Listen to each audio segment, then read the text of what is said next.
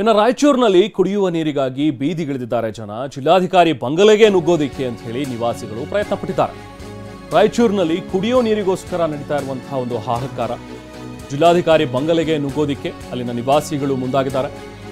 ಈ ವೇಳೆ ಪ್ರತಿಭಟನಾಕಾರರ ಮನವೊಲಿಸಿದ್ದಾರೆ ಪೊಲೀಸರು. ಮನವೊಲಿಸೋದಕ್ಕೆ ಹರಸಾಹಸ ಪಟ್ಟಿದ್ದಾರೆ. ಯಾಕಂದ್ರೆ ರಾಯಚೂರಿನಲ್ಲಿರುವಂತಹ ಡಿಸಿ ಬಂಗಲೆ ಎದುರು ಪ್ರತಿಭಟನೆಯನ್ನು ನಡೆಸ್ತಾ ಇದ್ರು. ಅದಾದ ನಂತರ ಡಿಸಿ ಬಂಗಲೆಗೆ ನುಗ್ತೀವಿ ಅಂತ ಹೇಳಿ ಹೋಗಿದ್ದಾರೆ. ವಾರ್ಡ್ ನಂಬರ್ 16ರ ತಿಮ್ಮಾಪುರ ಪೇಟೆ ನಿವಾಸಿಗಳು ಧರಣಿಯನ್ನು ಮಾಡ್ತಾ ಇದ್ರು. ರಸ್ತೆಯಲ್ಲಿ ಬಿಂದಿಗೆಗಳನ್ನು ಹಿಡಿದುಕೊಂಡು ಪ್ರತಿಭಟನೆಯನ್ನು ಮಾಡ್ತಾ ಇದ್ದಾರೆ. ವಾರಕ್ಕೊಮ್ಮೆ ನೀರು ಬಿಡ್ತಾ ಇರುವಂತಹ ಹಿನ್ನೆಲೆಯಲ್ಲಿ ಈ ಪ್ರತಿಭಟನೆ ಆಗ್ತಿರೋದು. ಸರಿಯಾಗಿ ನಮಗೆ ದಿನಕ್ಕೂ ನೀರು ಬರ್ತಾ ಇಲ್ಲ, ವಾರಕ್ಕೊಂದ್ಸತಿ ನೀರು ಬಿಡ್ತಾರೆ, ಅದನ್ನು ಸರಿಯಾಗಿ ಬಿಡೋದಿಲ್ಲ ಅಂತ ಹೇಳಿ ನಿವಾಸಿಗಳು ಆಕ್ರೋಶವನ್ನು ವ್ಯಕ್ತಪಡಿಸಿದ್ದಾರೆ. ನೋಡಿ ಅಲ್ಲಿ ಎಷ್ಟು ಜನ ಇದ್ದಾರೆ. ಇಷ್ಟೆಲ್ಲ ಜನ ಇವತ್ತು ಬೀದಿಗಿಳಿದು ಹೋರಾಡುವಂಥ ಪರಿಸ್ಥಿತಿ ನಿರ್ಮಾಣವಾಗಿದೆ. ಅದು ಕೂಡ ಯಾವುದೋ ಒಂದು ದೊಡ್ಡ ಸಮಸ್ಯೆ ಅನ್ನುವಂಥದ್ದಲ್ಲ, ನಮಗೆ ಬೇಸಿಕ್ ಇರುವಂಥ ಒಂದು ಸಮಸ್ಯೆ, ಒಂದು ನೀರು, ಕುಡಿಯೋ ನೀರಿಗೋಸ್ಕರನೂ ಕೂಡ ಈ ರೀತಿಯಾದಂಥ ಪ್ರತಿಭಟನೆ ಮಾಡಬೇಕಾದಂಥ ಒಂದು ದುರ್ದೈವ ಕರ್ನಾಟಕದಲ್ಲಿ ನಿರ್ಮಾಣವಾಗಿರುವಂಥದ್ದು ನಿಜಕ್ಕೂ ಕೂಡ ನಾಚಿಕೆಗೇಡಿನ ವಿಚಾರ. ಕುಡಿಯೋ ನೀರು ಕೂಡ ಪೂರೈಕೆ ಮಾಡೋದಕ್ಕಾಗ್ತಾ ಇಲ್ಲ ಇಲ್ಲಿನ ಜಿಲ್ಲಾಡಳಿತಕ್ಕೆ ಅಂತ ಹೇಳಿ ಜನ ಆಕ್ರೋಶವನ್ನು ವ್ಯಕ್ತಪಡಿಸ್ತಾ ಇದ್ದಾರೆ.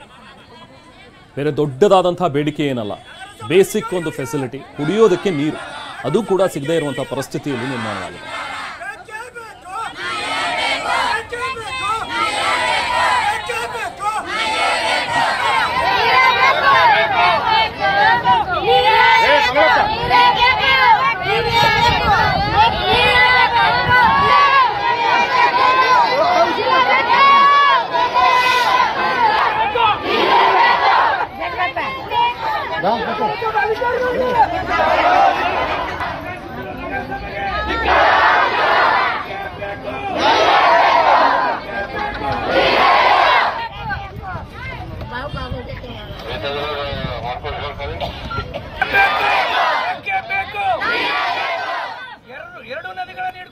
ಇದು ರಾಯಚೂರಿನಲ್ಲಿ ಆಗಿರುವಂಥದ್ದು. ರಾಯಚೂರಿನಲ್ಲಿ ಇನ್ನೂ ಕೂಡ ಪ್ರತಿಭಟನೆ ನಡೀತಾ ಇದೆ. ನಮ್ಮ ಪ್ರತಿನಿಧಿ ಭೀಮೇಶ್ ಮತ್ತಷ್ಟು ಡೀಟೇಲ್ಸ್ ನೀಡ್ತಾರೆ. ಭೀಮೇಶ್, ಬೇಸಿಕ್ ಫೆಸಿಲಿಟಿಗೋಸ್ಕರ ಒತ್ತಾಯ ಮಾಡ್ತಾ ಇದ್ದಾರೆ. ಕುಡಿಯೋ ನೀರಿಗೂ ಕೂಡ ಪಾಪ ಹಿಂಗೆ ಹೋರಾಟ ಮಾಡಬೇಕು ಅಂತ ಹೇಳಿದ್ರೆ ನಿಜಕ್ಕೂ ಕೂಡ ದುರ್ದೈವ.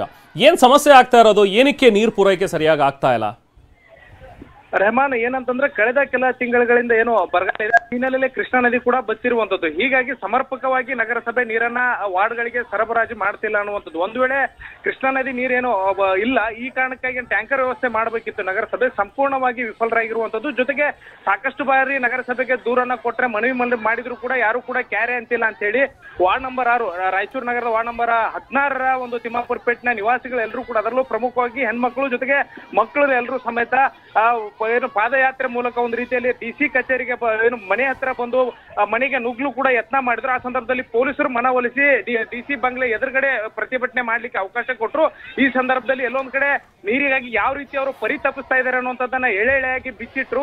ಜಿಲ್ಲಾಧಿಕಾರಿಗಳೇ ಖುದ್ದು ಬಂದು ನಮಗೆ ಮನವಿಯನ್ನ ಸ್ವೀಕರಿಸಬೇಕು, ಜೊತೆಗೆ ಕೂಡಲೇ ನಮಗೆ ನೀರಿನ ಸಮಸ್ಯೆಯನ್ನ ಇತ್ಯರ್ಥ ಮಾಡ್ಕೊಡ್ಬೇಕಂತ ಅನ್ನೋದ್ರ ಬಗ್ಗೆ ಮನವಿ ಮಾಡಿದ್ರು. ಈ ಸಂದರ್ಭದಲ್ಲಿ ಕೆಲವೊಂದಿಷ್ಟು ಕಡೆಗಳಲ್ಲಿ ವಾಗ್ವಾದ ಕೂಡ ಆಯ್ತು. ಅಂದ್ರೆ ಒಂದು ವಾರಕ್ಕೆ ಒಂದು ಬಾರಿ ಅಥವಾ 15 ದಿವಸಕ್ಕೆ ಒಂದು ಬಾರಿ ಅನ್ನುವಂತ ಈ ಅವಧಿಯಲ್ಲಿ ನೀರು ಬರ್ತಾ ಇರುವಂತದ್ದು. ಅದು ಕೂಡ ತಡರಾತ್ರಿ ನೀರು ಬರುತ್ತೆ.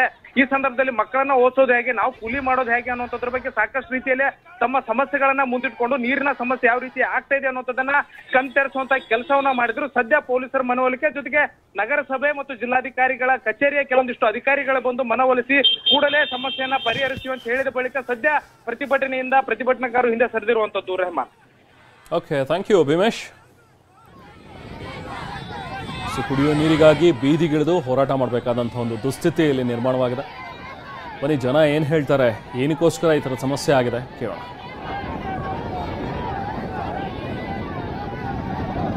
ಎರಡು ಗಂಟೆಗೆ ಬಂದ್ರೆ ನಾವ್ ಯಾವಾಗ ಊಟ ಮಾಡ್ಬೇಕು, ಯಾವಾಗ ಮುಂಜಾನೆ ಕೆಲ್ಸಕ್ಕೆ ಹೋಗ್ಬೇಕು. ಬಹಳ ತ್ರಾಸ ಆಗ್ಬಿಟ್ಟವ. ಬಾರೋ ಹೊಲಸು ನೀರ್ ಬಿಡಕತ್ತಾರ. ಈ ಬೇಸಿಗೆ ಬಂದ್ರೆ ನೀರನೇ ಇಲ್ಲ ನಮ್ಗೆ.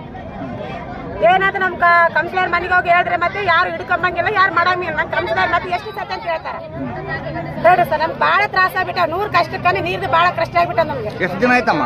ಒಂದು ವಾರಕ್ಕೆ ಒಂದ್ ಸತೆ ಬರ್ತದ. ಈ ಬೇಸಿಗೆ ಬಂದ್ರೆ ಹಿಂಗೆ ಮಾಡ್ತಾರ ನೋಡಿ ಸರ್. ವಾರಕ್ಕೆ ಒಂದ್ ಸತೆ ಅದ ರಾತ್ರಿ, ಅದು 2 ಗಂಟೆಗೆ ಬಿಟ್ಟರೆ ಮತ್ತೆ ನೀರ್ ಬರೋದೇ ಇಲ್ಲ. ಒಂದು ಸತೆ ಮತ್ತೆ ಬರೋದಿಲ್ಲ ವಾರದಾಗ.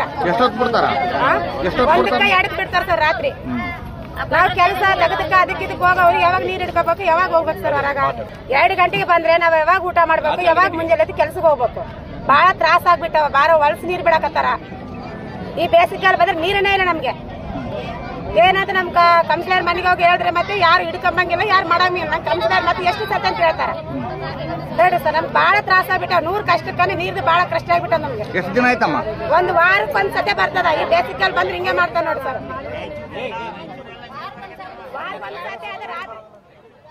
ಪಾಪ ವಾರಕ್ಕೆ ಒಂದ್ಸತಿ ನೀರು ಬಿಡ್ತಾರೆ, ಅದು ಕೂಡ ಮಧ್ಯರಾತ್ರಿ 1 ಗಂಟೆ 2 ಗಂಟೆಗೆಲ್ಲ ನೀರು ಬಿಟ್ರೆ ನಾವು ಹೆಂಗೆ ಅದನ್ನು ನೀರನ್ನು ತುಂಬಿಟ್ಕೋಬೇಕು? ನಾವೇನು ಮಲಗಬೇಕಾ ಅಥವಾ ಬೇರೆ ಏನಾದರೂ ಬೆಳಿಗ್ಗೆ ಎದ್ದು ಕೆಲಸ ಕಾರ್ಯಗಳಿಗೆ ಹೋಗಬೇಕು ಅಂತ ಹೇಳಿದ್ರೆ ಹೆಂಗೆ ಆಗುತ್ತೆ? ಸೊ ಸಮಸ್ಯೆ ಆಗ್ತಾ ಇದೆ, ನಮಗೆ ಇದನ್ನು ಬಗೆಹರಿಸ್ಕೊಡಿ ಅಂತೇಳಿ ಇವತ್ತು DC ಕಚೇರಿಯ ಮುಂದೆ ಪ್ರತಿಭಟನೆಯನ್ನು ನಡೆಸಿದ್ದಾರೆ. ಈ ಸಂದರ್ಭದಲ್ಲಿ DC ಬಂಗಲೆಗೂ ಕೂಡ ನುಗ್ಗೋದಕ್ಕೆ ಪ್ರಯತ್ನ ಪಟ್ಟರು, ಬಟ್ ಪೊಲೀಸರು ಅವರ ಮನವೊಲಿಕೆ ಮಾಡಿದ್ದಾರೆ.